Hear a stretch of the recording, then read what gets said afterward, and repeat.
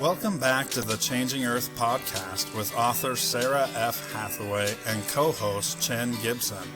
Blending survival, fiction, and fact to bring you entertaining education that will help you dream, survive, and thrive. And now, here's your host, Sarah F. Hathaway and Chen Gibson. Hey guys, what is up? Welcome back to the Changing Earth podcast. Hey Chen, what's up? Hey, Chin's up, mate. We got Ellen in the house. Hey Ellen, how are you? Good day from Australia. Yeah, we got our Australian boots on the ground. Was like gonna bring the helicopter in, but you know, budget restraints of the show. So COVID wouldn't let our captain fly the airship today. Yeah, they won't let her leave anyway because you know Australia. So all right, I'm saying hi to everyone over in chat. Oh, Denise is over there. And we'll go ahead and take some discussion. So today we're still talking preparedness because, guys, there is so much on the doorstep. I don't even know how to begin talking about it. And we wanted to bring Ellen on the show today because, Ellen, you're back under lockdown, right? Yes, or not me technically, but the areas near me are locked down. I am under restrictions. Yeah, and so it's been some crazy mass buying going on. Absolutely. Yeah. So I don't know what it is about toilet paper, but my God. You know, phone books work really good. I'm just saying. Down Under has to take care of Down Under. So we're gonna get there. You know, Chin has a great perspective on the panic buying as well. But I also want to preface it with or preface the show with the fact that our National Guard just did a East Coast to West Coast drill on a lights out scenario for the whole country. So this is definitely right up the Changing Earth alley. This is straight out of my books, National Triage, and how the government would handle such a situation. So God forbid we were ever faced with things like that, what we experience in the hurricanes, you know, what the stories that Chin can share, and what we see down happening in Australia. That's just the tip of the iceberg of what would come. So I can't encourage all of you enough to please have your plans in place. You know, please start reaching out to your community. Start figuring out, you know, food, water, shelter. If you got to bug in, you got to bug out. These plans need to be hashed out. So that's kind of what we're addressing today. We're gonna back it up and go a little bit more big picture because we have all of this major events just on our doorstep. It's kind of crazy, don't you guys? Don't you guys think? I'm a little awe-stricken. Crazy is the new normal right now. Yeah. Insane. The behavior of people really gets highlighted in these situations. Humans are essentially selfish people. So be prepared. Yeah, I think right now, I've already got one stuff. Yeah, it's just all about, you know, we've lost so many of our basic value systems that it's definitely me, I. And that's concerning.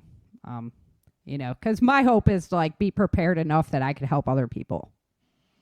Yeah. And I don't know if many other people have those same types of goals. So, we'll just go. Yeah, it used to be organic where people would come together, you know, circle the wagons, right? That whole thing where you'd come together to help each other, right? But always. Now it's you know, whenever we had like big storms in Michigan and stuff like that, I mean, it was all about like helping each other. Yeah. That's when you got to know your neighbors the best. Absolutely. Not anymore. I mean, the strange. Hold on one second. I had a little technical. Again, budgetary restraints, you know? Yeah. Australia does come together when needed, but it's that first initial sort of, oh my God, we're going to die, grab everything we can at the shops first, and then once it's sort of over with, you watch a scene with the bushfire, for example, the flooding and stuff like that, and sort of like once it's all over, then we come together and help out. This is the initial sort of the recovery process. Yeah. So the first bit, if anything seriously does happen, except for lockdowns and stuff, it'd be everyone for themselves, and then it'd be picking up the pieces afterwards. And see, that's what concerns me a lot of time because, for example, we have a hurricane, we have a tornado, we have a fire, and we have a local area that is really hit hard by that scenario. And if we had something that was nationwide or worldwide, where we can't send aid to other countries, we can't, help out other regions because everybody's trying to take care of themselves, then what scenario befalls that? What do people do 2 months later? What does that look like? And that's really where my mind goes to, because it's like, okay, well, everybody freaks out about it. I get my notebook out and start taking notes, when disasters happen. And a lot of these disasters are just reoccurring events, right? Exactly. So why is it all of a sudden we're freaking out? And even COVID.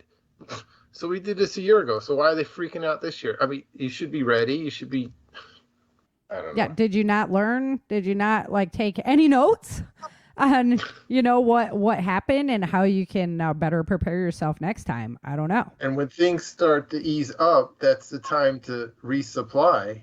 So you're not caught without toilet paper. Yeah, well, that's what I did. Like, I was really caught out. I didn't have face masks or hand sanitizer. I had everything else apart from those. And it's like, once we started to get back in the norm again, all these these companies bought all this stock, and then they trying to give it away for half price. They're cheap. Yeah. We grabbed 4 boxes of those. I mean, I've been buying sanitary wipes and stuff at 10 cents. Yeah, because they way overproduced, and then the demand went down. I bought them and handed them out to friends and family now, to keep, because we're coming into hurricane season. Mm-hmm. So I'm like, here's a little stockpile. You should be, thinking that sparked the conversations. Right. No, they don't though.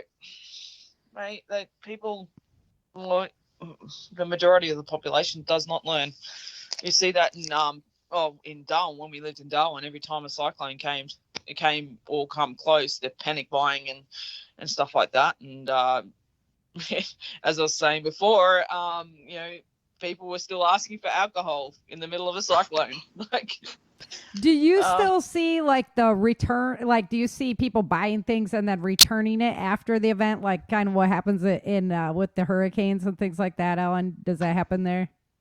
I haven't seen very much of reporting on it, to be honest. Okay. The supermarkets and so forth aren't taking that. Aren't going to do it. Basically, you dug your own grave. Go use it. I've seen some signs this year saying, we're not taking back. Yeah. Oh, so got you. They've already. One thing I didn't mention is that they've already brought in. So my state, New South Wales, have already brought in buying restrictions of what you can and so you're only allowed to have a 12-pack of toilet paper now. A certain amount of stuff. Restrictions. The restrictions are up. Mm-hmm. Yeah. So. Yeah, that's something that's really disconcerting is our food supply right now. With the crazy weather systems across, we'll talk about that, of course, in the Changing Earth section later. But the crazy weather patterns, they've actually lifted the ethanol restrictions on companies out here to return the farm to the plate, or to return the corn to plates instead of turning it into alcohol. Which is, that's a big step. They were trying to do green energy and all this stuff. And they're like, we don't have enough feed for the animals and food supply for the people. We have to lift that restriction. I was reading an article about the rolling blackouts getting, announcements that California's going to be going through that again. Mm-hmm. And California's pushing all this electric cars and everything. How many people are going to get stranded just because their car can't get charged back up? Yeah, exactly. And California has just a severe water shortage right now. I mean, it is so drought ridden. It's not even funny. Bad And water management. my friends, because I still work back there. I still have many friends back there, and the water restrictions are not in effect. And they're dumbfounded. Like, everybody's still stuck on COVID gear, and they're not going and they're not restricting the water like they normally do at all. So it's really not good situation if people don't take that responsibility upon their own shoulders. Cool. Yeah. If we don't have rain for a week, we're back in level 1 restrictions on water. Right?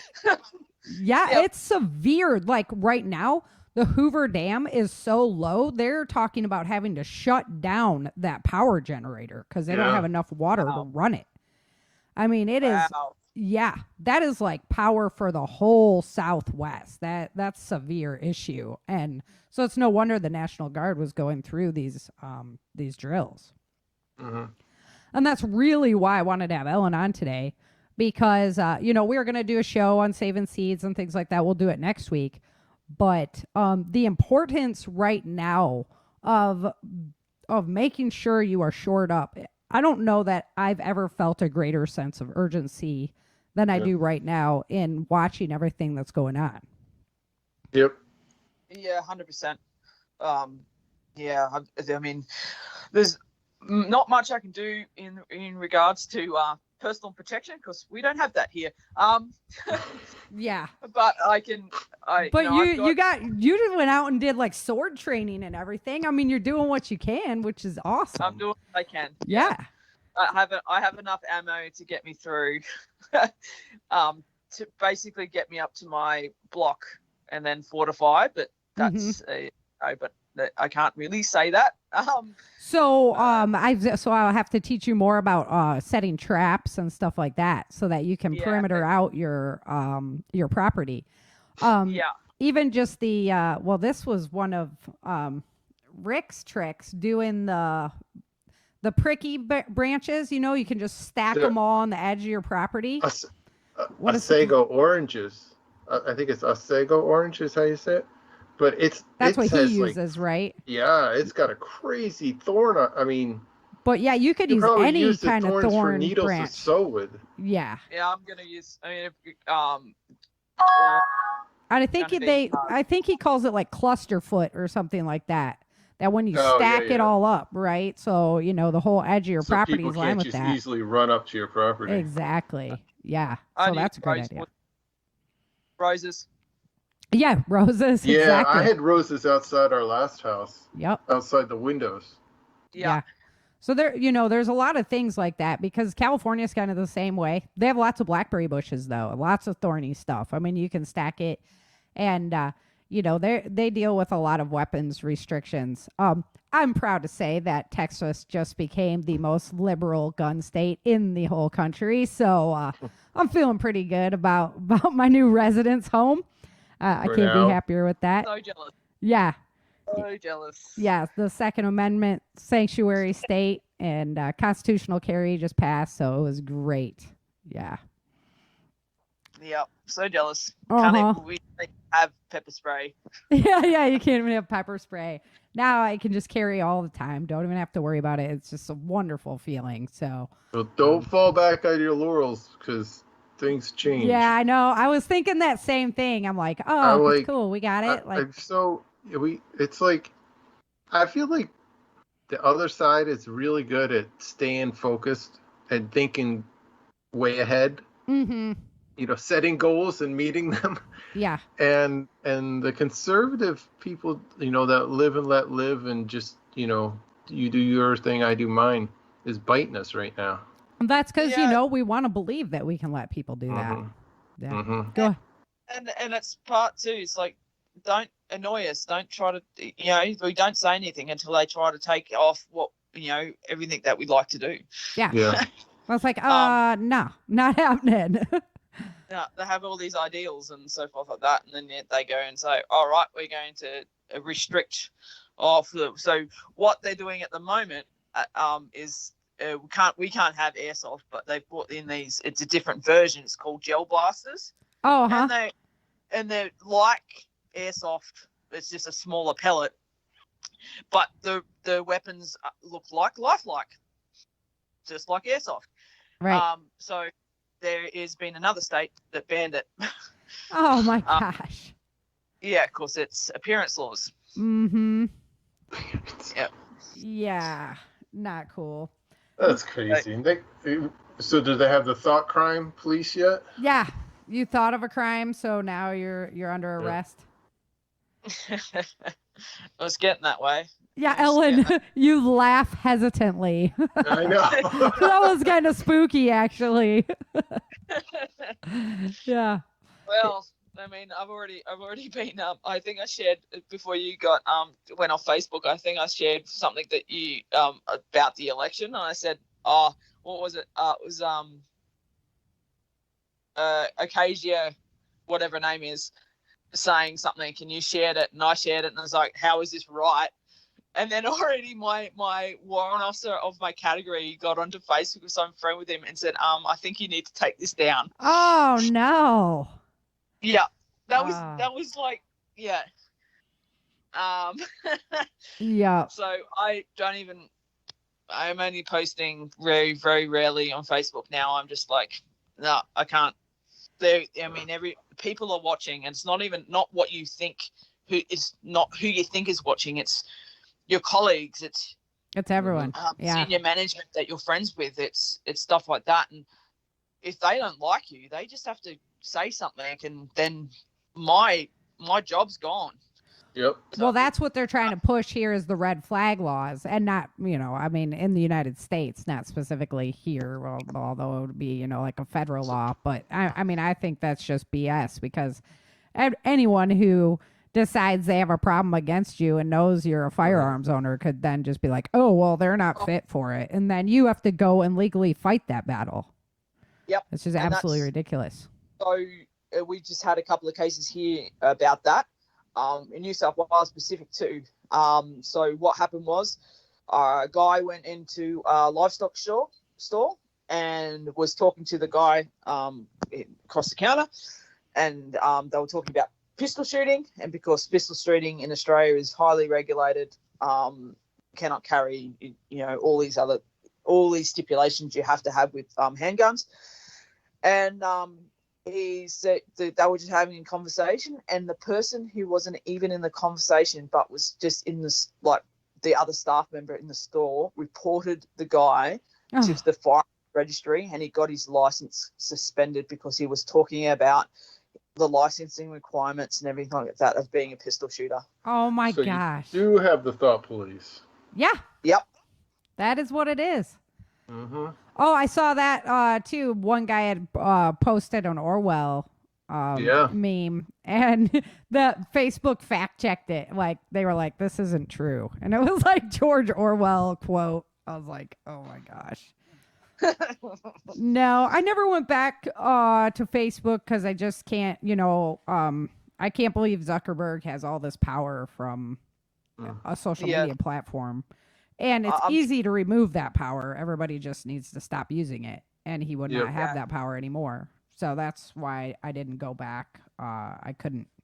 I have to stand true to my values. If I'm going to sit here and I'm going to preach about returning values of the community and staying true to those beliefs, then I have to, practice that as well. So for better or for worse, that's what it is. I'm trying to get all my friends to go into Signal, and then I'll get rid of it. Yep. Yeah, that's Signal and me. I'm over there. So if you guys are looking for me, I'm still on Twitter though. So I mean, that is what it is. But I honestly, I don't think that Twitter is as bad when it comes down to it. And it's good to have some kind of social media platforms, just because it does keep you informed when disasters are happening, and you can look at those, hashtags or whatnot. And then you have the information on what's going on in the area. So good to have some kind of connection as far as that goes. So I wouldn't cut it totally out, but I did stay away from the old Facebook. Yeah. So Ellen, besides toilet paper, which we know is just utterly ridiculous, does Jane have the Heine hydrant online? Does she have like directions for that online, or is it in a book, or She's got a book. Yeah. Okay, so and I bet she's got it in a blog post. Yeah. why don't you go ahead and throw up Jane's website there and her book, Chin, and then people can find out about the Heine hydrant, and you can take care of yourself other than toilet paper if you need to, or if you're really that hard up and you need to find it. But Ellen, what other things are people like? Who does the panic buying? What do you see? Hand sanitizer. There, of course, we haven't got enough already. That what else? It's pastas. Okay, because pastas will last. That's not bad. Yep. Mm-hmm. The canned goods, jar sauces, that sort of stuff, and the mince. Mince or ground beef, you call it over there. Takes a hit as well because it's cheap and it's economical and you can make heaps of meals out of it. Mm-hmm. That sort of stuff. Usually the TP goes and then all the wet wipes go, and then the pasta takes a hit, and then it sort of branches out after that to bits around the store. I think, people start seeing it going, so they're getting an extra couple of packets or whatever, and then it just exacerbates the problem. So it's just basically, what would I eat for a week or maybe 2, and I'm just going to buy extra of that at this point. Yeah. Okay. And so then no, like super, like the camping supplies, or we're not planning those super long term anything. It's just, what do I need for the next 72 hours? Yeah. Well, in these situations, I will go to our big stores and go get camping gear. But, right. Most people are just self-eccentric and thinking about just for that week or 2 weeks or whatever, and they're not thinking about further on. Yeah. Definitely, guys, you should have some long-term food supply. I've been preaching this far and wide right now. You can head on over to preparewithchangingearth.com, help the show out. Get yourself some long-term food supply because, it lasts for like 22 years and you're going to be all set. And you don't want to bank on just that. But that's going to take you beyond that 72-hour period. That's going to take you beyond that lifespan of just your pastas and beef and whatnot. Ellen, I'm curious, what's your beef price looking like over there? So I get... so we've got Aldi here as well. So I go and get the Scotch fillet every couple of weeks, and there's like four or five pieces of Scotch fillet, and it's sitting around the $22 per kilo.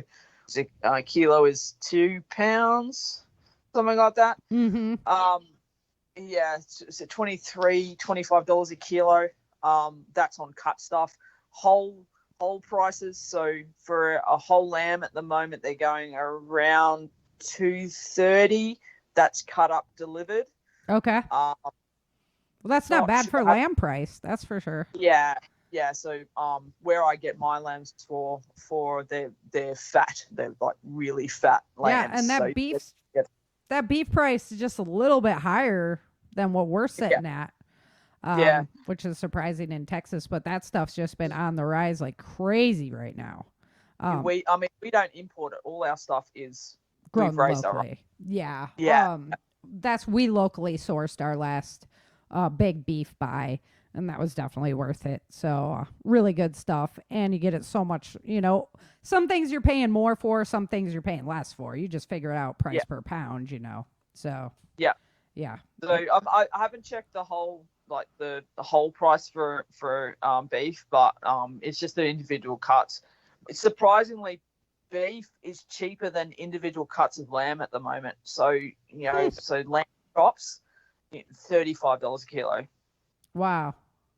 Yeah. Well, I just prefer to buy the whole animal and then divide it up. I've still got stuff in the freezer, but. I think the last time I looked at lamb chops down at Sam's and stuff, I was like, no way, dude. I've got to be rich to buy that. That's not happening. Yeah. I was like, it's gold. Most economical way is just buy the whole animal. Mm-hmm. But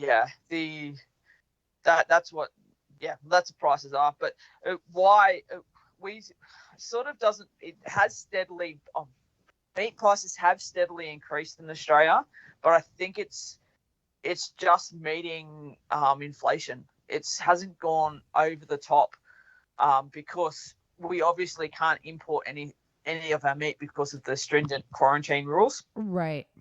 And stuff like quarantine. What's the word I'm after? Just curious too. Are you seeing the crazy inflation there as well? Like yes. gas prices, everything like that. Yeah. Mm-hmm. Well, we've discussed what's happening with Australian fuel before. We're down to 2 refineries in Australia left. The rest of it is imported. So we're sitting at, for diesel, because I have a diesel car, it's sitting at $1.45 a litre. And how's that equal to I don't know. What's that for your norm? Well, I think that's like 4 liters in a gallon or something like that. Yeah. Yeah. Yes. Something about that. So, that's gone up. So it's like Cali prices, pretty much. California, they're at like $5.20-ish a gallon right now. So 2 years ago, it was sitting at $1.25, and it's gone up 20 cents. Mm-hmm. Like, yeah, even ours is up $1 here in Texas, which is crazy. I'm not thrilled, but it's still better than where I came from. So, I mean, can't complain, right? I know, everything. So okay, so people are just buying up like their necessities and that, and and their immediates and whatnot. So Chin, when you're looking at hurricanes, people go for like the big flats of water and the generators and stuff like that. What else do you kind of see around hurricane time? Because if we're prepping for superstorms, this is things that we should be thinking about. So that's why I wanted to get your input there. What you see, the typical breads, milk, water. Is what about like products, lumber and stuff like that? Because don't people like buy boards for boarding up their houses and whatnot? Plywood and press board for putting over the windows. Mm-hmm. And that's the same thing. Like they'll buy it and then they'll bring it back. And with the shortages right now, what would that look like if a hurricane? I don't know what that's going to be like this year. I mean, wouldn't it make sense to buy it, cut it, number it, and then just have it in your garage or whatever? Right. Well, I guess it deteriorates. I mean, but we used to have some for like, because our log cabin was stout, but we had glass all around, so we would have had to board that stuff up. So we had it stored. But if it's in your garage, it's not going to. Yeah. I mean, please, it's going to last forever. Yeah, it's going to last a long time, that's for sure. Yeah, you can put it up. We had when we lived at the beach, we had a beach house, and not on the beach, but close. And we had they were like corrugated panels. They were I don't know, some kind of metal, aluminum or something. Mm-hmm. And they were a lot easier to maneuver than like plywood. Gotcha. But yeah, you just put them up. They went up. Each window had its own panel. Because for us, like specifically with tornadoes and whatnot, now hurricanes are definitely different. Yeah, you can't act fast like enough. tornadoes, you can't. There's not really like you can't get out and board up your house real quick. It's not not going to happen. Mm-hmm. Wildfires, obviously, you just have to be ready for evac. So that's interesting as a preparedness minded person, because you don't want to just lose all of your items to a fire. That's no good, right? So some of the things, we're burying it in the ground. The fire's not going to burn it unless it burns super hot over the top. Ellen, these are some of the things you guys have the same kind of issues with the wildfires and whatnot, right? Yeah, we do. Because it's the Australian eucalyptus forest is like a tinderbox. Right. You drop a mat, will take off. Yeah, the eucalyptus and stuff. That stuff burns hot.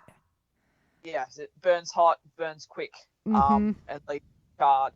But that's how the forests regenerate here. They need fire. Right. Same in Cali. Yep. Yeah, there's only certain plants. There's certain plants that rely on fire to be able to seed. Mm-hmm. So,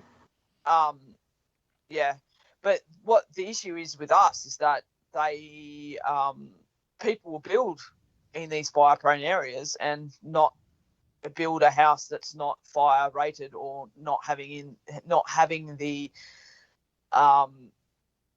defensive type, like you could do lots of Yeah. sprinklers and stuff like that. Yeah. Yeah. Defensive things in place, and then they wonder why they get burnt out. Mm-hmm. That's like building in a floodplain. And you're like, yeah, exactly. Oh, I just built in a flood zone that used to be a rice farm, and I don't understand why my house flooded. Yeah. And then the councils that these people build in, they say, oh, you can't cut the trees down. You have to have the trees up. You can't clear 50 meter around your house. You can't clear those trees. That's illegal. So that creates the problem as well. Mm-hmm. It's a never-ending feeding thing, and it's like, well, don't build there. And if you do build there, make sure that you do the proper preparation. But people don't. That's actually one of the sadder things about California now is because of like the wildfire and then the insurance problems of getting insurance for those homes out in the foothills. They are just cutting down tons of old growth trees and stuff. They wouldn't have been able to, they wouldn't have been allowed to touch before. Now PG&E's coming in and just like, we're taking them all out. So, I mean, for better or for worse, it is what it is. But there's been a lot of loss of trees there. Yeah, and you see, both sides of the story. It's yes, you need, if you're prepared, you would cut down those trees. But if I'm like, so I've got to cut down some trees on my land. They're not going to get shredded or whatever. I'm going to be actually using them in the build. Like they're going to be trees, and yes, they're going to, some of it's going to be used for firewood, but most of it I'm going to cut planks out of it and make stuff out of. So I see that return of utilizing it for what it's worth. Yeah, exactly. And I feel bad because they're really nice trees, but then again, I want to put my house there. Right. Yeah. No, it's like when you're out hunting. You take the animal, you use the whole animal. You don't, just take the antlers off and have a nice day. That's sickening. Well, that's what they do with some of these trees. They're just chopping them and chipping them, and it's like, if you're, you just took down this beautiful old growth tree, and the wood that they're growing now is designed to grow really quick. And so it's porous, it's not as fire resistant, it doesn't last as long. But those old growth trees have just tons and tons of rings. They're very dense, they're fire resistant, insect resistant. They're worth so much more than the new trees. So, I mean, you might as well use them for what they're worth. And they probably survived every single wildfire that's been through. Yeah, right? Exactly. And they've just got all their branches burn off and then just new growth. That's what happens here, is like the trees will just get absolutely burnt up to a crisp, and then they just sprout new sprouts and they grow again. And away they go. Yep. Away they go. Yeah, that was one of the really cool things about Costa Rica. Like the fence posts would grow down there. Yeah. Yeah, it's really neat. You can tell like the old farms because it's like trees with fencing in between, but and the new farms are actually fence posts with fencing. But that they all used to be fence posts at one time. And the fence posts literally grow. It's so neat. It's really cool. I've never seen anything like that. So, guys, in a time of disaster, the choice has to be made whether you stay at your house or you bug out. Now, obviously, if we're talking like a lockdown situation, you're bugging in. And I think that traditionally, it's kind of something that preparedness-minded people maybe put on the back burner a little bit more. That like the glorified thing in the preparedness land was always like the bug out plan and the go bag. And what you're going to do when it hits, you're going to run to the woods and live in the woods, and we've talked about the realities of that and everything. But so that bug in plan becomes really, really important. And you don't want to be one of those idiots at the grocery store, like buying up stuff. But honestly, I go out and do that, not because I need it, but because I don't want to use my stocks, Yeah, top it off. Yep. Right? Exactly. Yep. I'm like, I'm not using my stuff till I have to. Yep. I want to go out and people watch. Yeah, fair enough. That too. As an author, I like to see all the.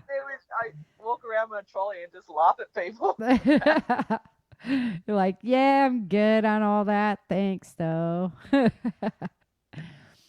So the liquor is one thing that made me laugh. That made me chuckle. So the line, how many kilometers was this line?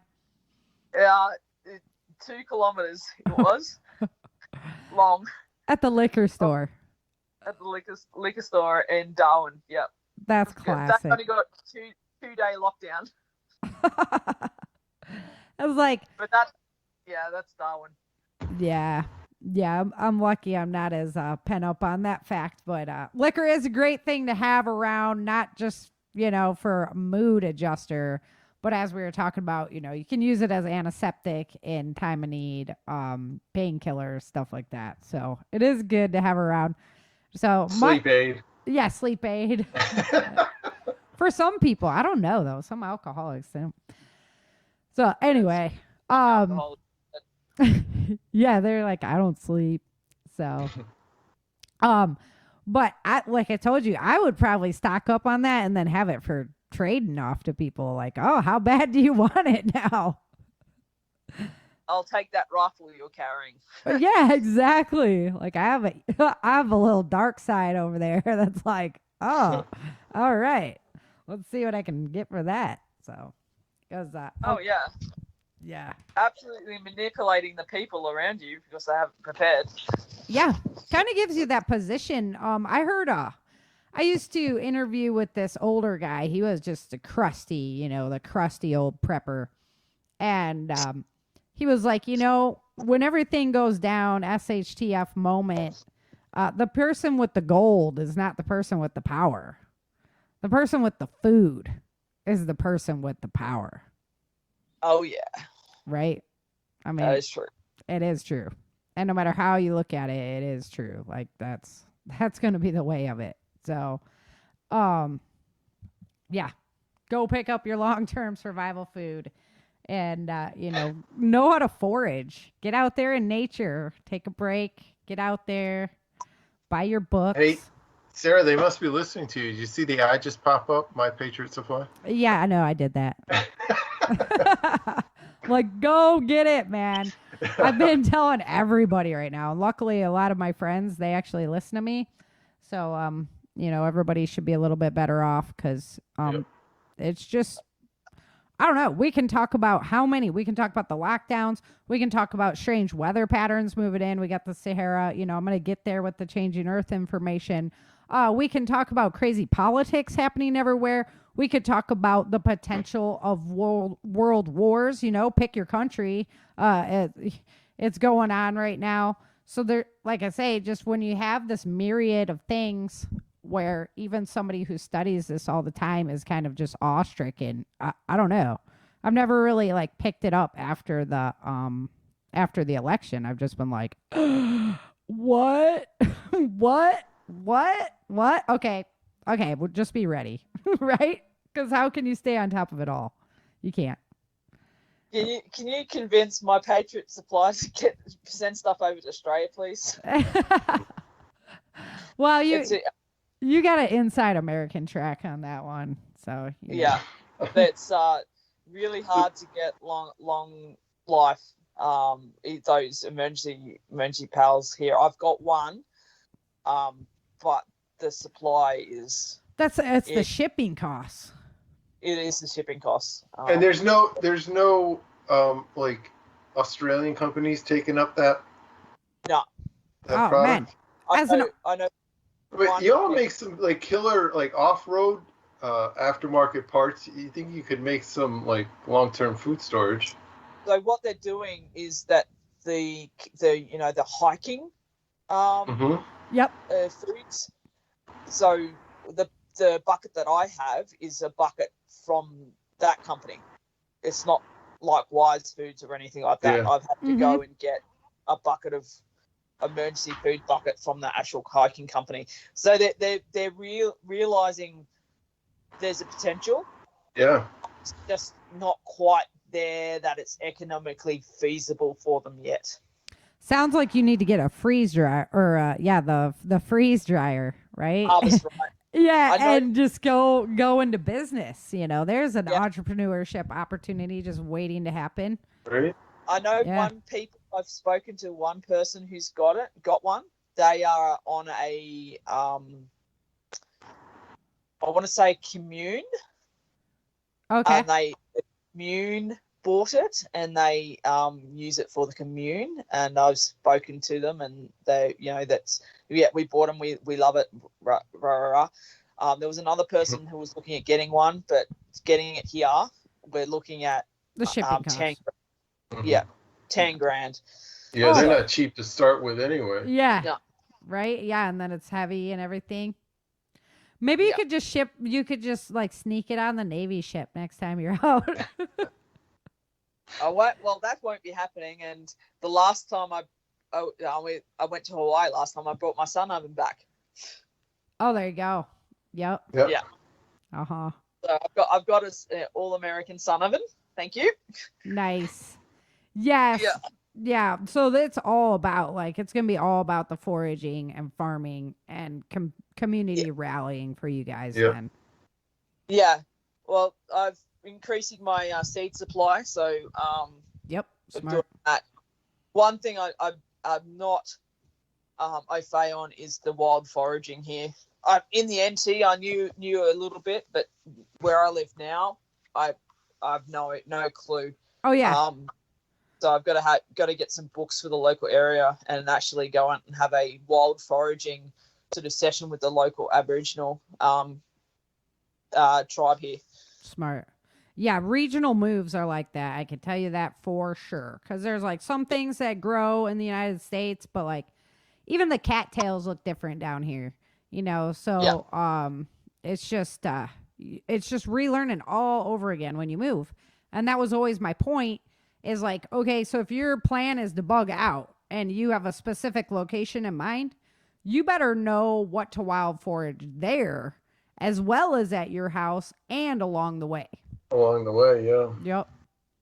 Because it can be so different just from, region to region, even within the same state, the same, coastline, the same area. So definitely... It's just so much learning, Yeah.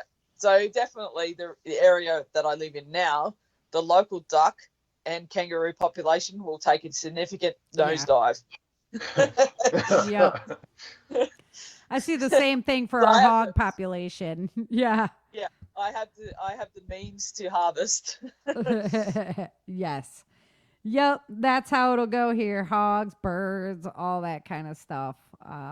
I will not be eating any armadillo, though. I'll tell you that much. They're nasty critters. They carry leprosy. They can carry leprosy. Yeah. Oh, really? Yeah, I always thought they were the cutest little things. People should be nice to them and everything. No, they burrow under your house and they carry leprosy. I'm like, nah. My wife told me that. I didn't believe her. Yeah. She had to prove herself right, and that's crazy. Yeah, I know. I had to Google it, too. I was like, nuh-uh. Yep. And my neighbor's like, yeah, dude, don't touch that thing. I'm like, what? Yeah. Okay. Yep. That is freaky weird.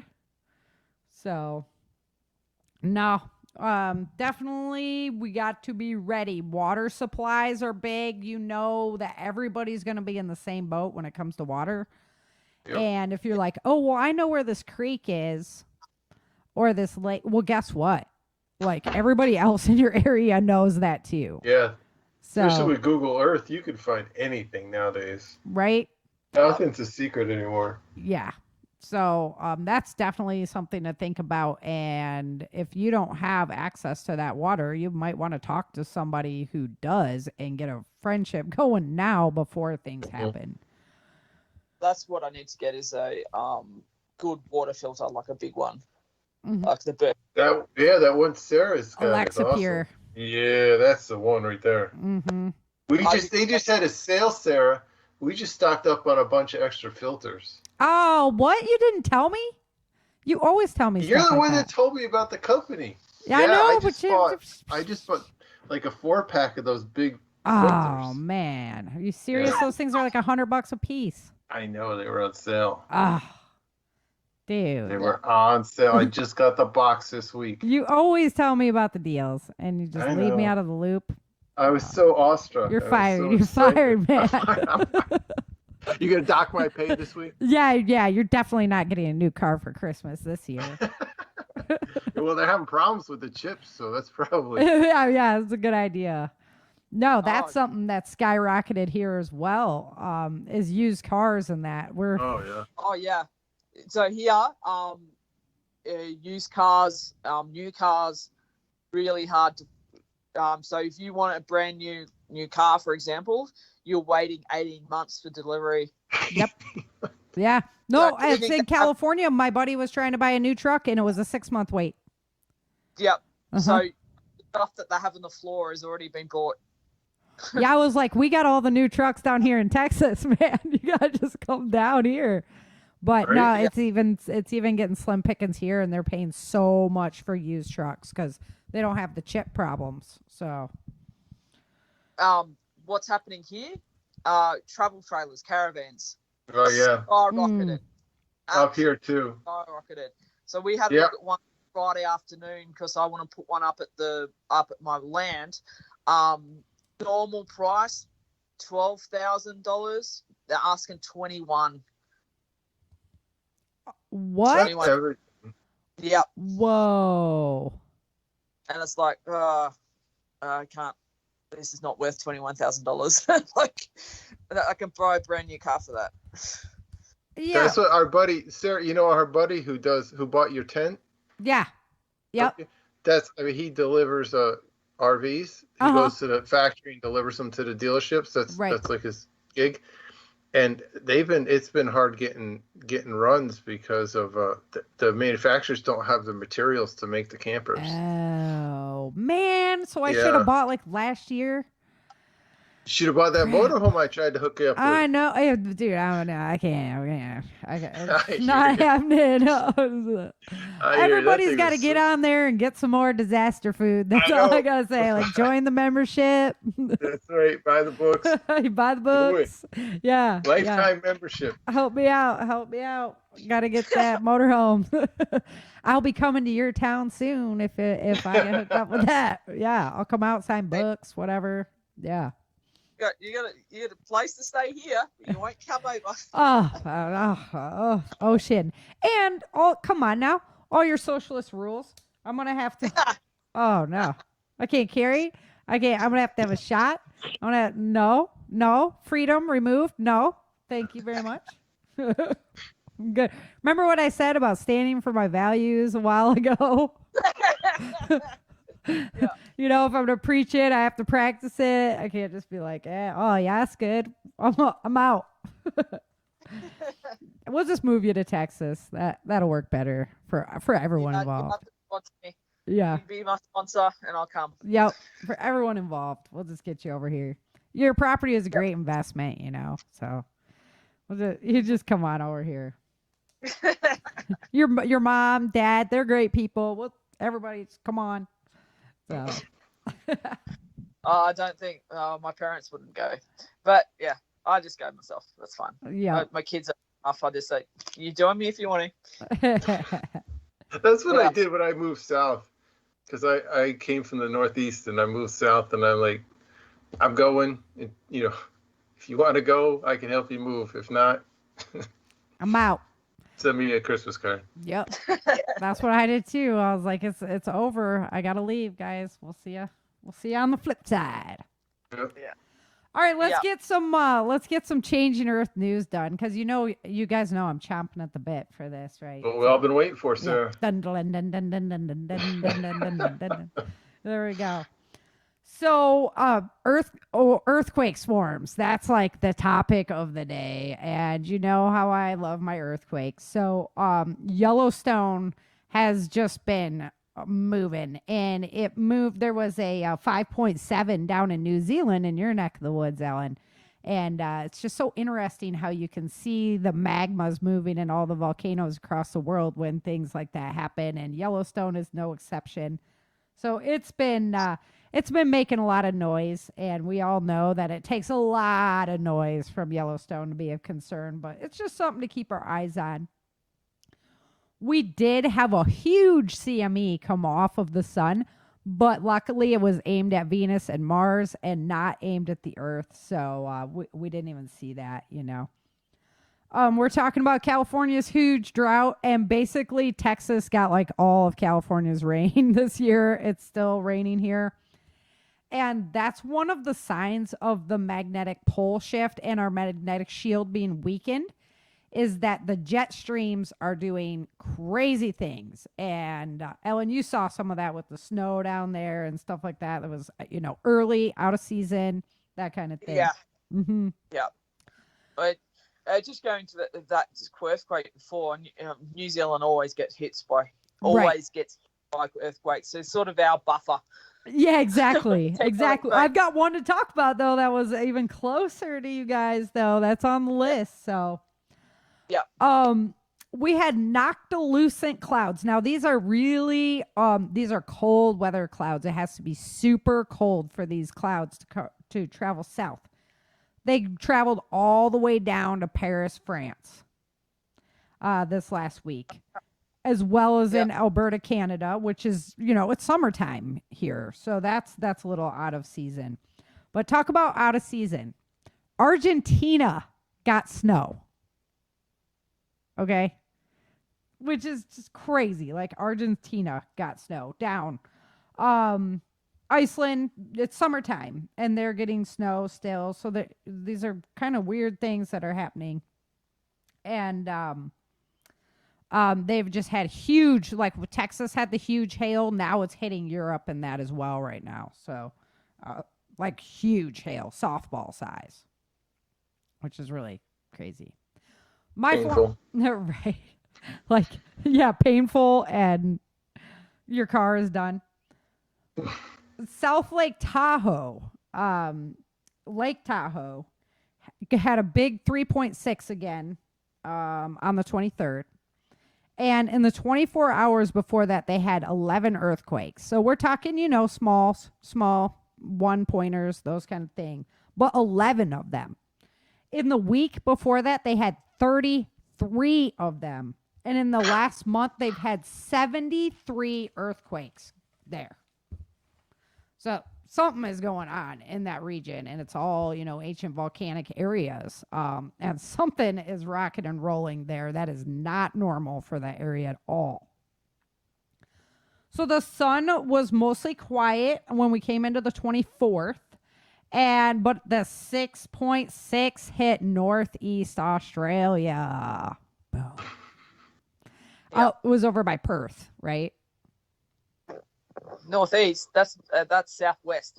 Okay, so it's over on your side, but up at the top, right? Yes. Uh-huh. Yeah. So did you guys hear about that? Like, no, it's not. No? Not, nope. Nobody talks about the earth. It's just cool. no, it's all about COVID. Yeah. COVID and who didn't get into the football team. Oh, of course. Of course. I mean, yeah, that would definitely be much more important. But that makes sense because we've got that Indonesian archipelago up the top of Australia. Yeah. And those plates that go up, sit up there. It was crazy because Indonesia was quiet. Like when all this activity was going off, Krakatoa was quiet. All of the volcanoes were quiet over there. And it's like, that's not normal. We need to see activity there, or else things are just on the uptick, on the build, right? So that's really concerning. And the whole United States, the craton in the United States has been rumbling the heck out of the craton as well. And then did you hear about the collapse of the building in Miami? Yeah. Oh, yeah, that was horrible. Right? Okay, so changing Earth, So that area they built on was fill, and supposedly, I'm going to preface, you guys do your own research. The area that it was built on has been sloughing for a while. But 2 days before that, they did this experimental explosion off the coastline of Florida in the north of where that building collapsed. That caused an earthquake signature, that those of us following the earthquake saw the earthquake signature there, and it came from this experimental explosion. And then 2 days later, this building collapsed. So I'm not saying it's the cause, but a lot of times there's many different things that feed into something happening, right? So, was it like the straw that broke the camel's back? We'll never know, but it is a strange coincidence that those two things occurred like that. Yeah, I mean, when you think about it, yeah. Right? I mean, you just caused a big rumble in it all, Yeah. and that ground's already been moving. So, sad stuff, though. Prayers to everyone involved there. That's a horrific thing. Yeah, that did get coverage here. Yeah. Yeah. So, about that, it was horrible. Yeah. And the way it crumpled too, like it was just fell in on itself. Just right. It was like it was bombed or its something. Own implosion. Like. Yeah. Pretty bad. So that's been really, and then just doing more research on it, because I'm always like, well, what was going on there, and then why don't they want to go in there and really disrupt the ground? It's because they're still worried about things falling down further and whatnot. So that's been really sticky. So the magnetic patterns are all off, right? I keep preaching about this. The magnetic patterns are off because our magnetic shield's weakening. That leaves us more susceptible to solar energy. It leaves us more susceptible to a lot of things with the pole movement. So they have the yearly homing pigeon race, right? 5,000 birds went missing. Oh, that's quite a big percentage. Right? Because they could not find their way because of the magnetic disturbances. 5,000 birds. Poof. Yeah. That they were all everybody was off track. And then we had all the whales that beached not long before that because they use magnetic. And there's a herd of elephants down in India. It's either India or Asia. And they just started like this huge march up into the center of the continent, which is like totally uncharacteristic of these animals to move like this. And so, watching your world, right? We got to stay in tune with the planet if we're going to adapt and overcome. These are the things we need to look at and take them as signs that something approaches, and we need to be careful of that. So on that note, we have this huge filament that is prime for eruption that's coming in to face the planet soon. So prayers that everything goes well there. Because if it does blast at us right now, we're very, very vulnerable to it. So you guys need to be ready to go. Watch Suspicious Observers. He's got great plans. He presents so much science behind it. Your mind will be blown, and you'll be ready. You'll be ready for whatever's next. So there you go, guys. There's a little happy. See, but underneath my bed. Right? I know. I get so jazzed on this stuff. I'm like, it's emotion. I know. I'm just weird, but it's like, it's so cool to, our planet lives and breathes, and our universe is alive, and we're all part of that system. And we have to keep our eyes on the whole system, big picture, or else we just get stuck into these little, I know it's not stupid, but just drama after drama after drama, COVID lockdown. Yeah. And Sleepy Joe and... smacking your head off your desk. Where if you just pull out, you realize we're a part of this huge, beautiful ecosystem. We can come together. We can make things work. And we can work together for that better future. Instead of being so namby-pamby. Yeah. Wish everybody would take a step back right now. Right? Yeah. Have a little, perspective. So I have, Ellen, one more question before we're out of here. But have you guys heard about the heart problems coming from the certain shots and things? Have you guys heard about that over there? We've been getting the what's it called? The blood clots. Okay, so that's been the focus.